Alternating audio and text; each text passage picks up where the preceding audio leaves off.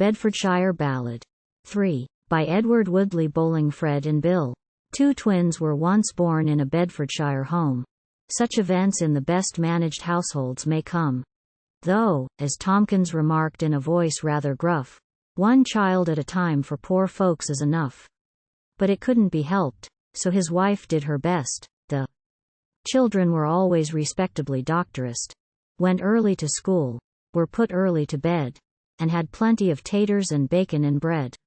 Now we all should suppose that the two, being twins, resembled each other as much as two pins, but no, they as little resembled each other as the man in the moon is, a man and a brother. Fred's eyes were dark brown, and his hair was jet black. He was supple in body, and straight in the back, learned his lessons without any trouble at all, and was lively, intelligent, comely, and tall.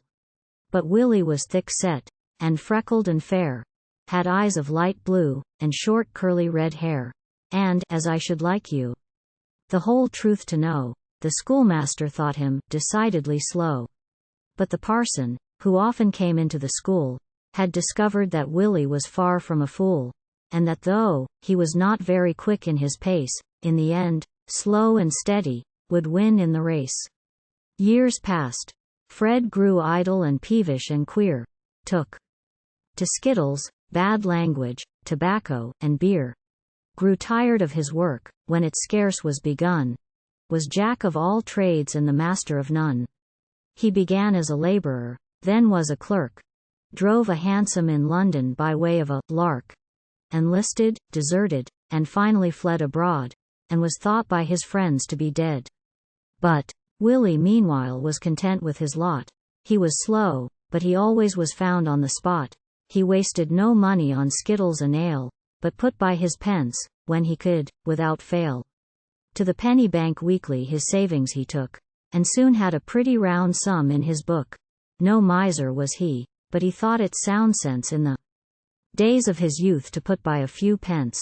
And so he got on. He was no millionaire, but he always had money enough and to spare.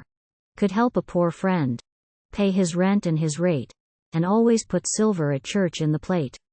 His brother, meantime, who was thought to be dead, had across the Atlantic to Canada fled, then had gone to New York, then New Zealand had tried, but always had failed through perverseness and pride. He might have done well, but wherever he went, as soon as his money came in, it was spent. As of old he tried all trades, and prospered in none, for he thought that hard work was a poor sort of fun. Then he heard of the diggings, and there tried his luck. He was never deficient in smartness and pluck, and by means of some work, and more luck, in a year he managed to make £1,500 clear. Then he thought of old England and Bedfordshire chums, so back to his parish in triumph he comes. And need I remark he found many a friend right willing to help him his nuggets to spend? He turned up his nose at his poor brother Bill, who was always content to be plodding uphill.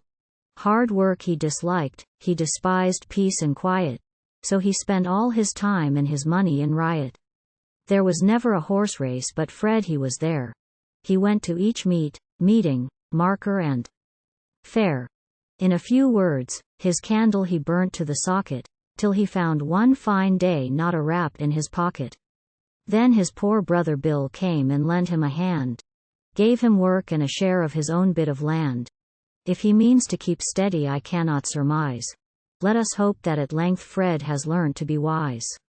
But one thing is plain, if you mean to get on, you will find that success must by patience be won.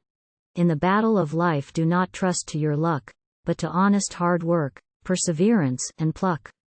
Don't turn up your nose at a hard-working chap, for pride soon or later must meet with mishap.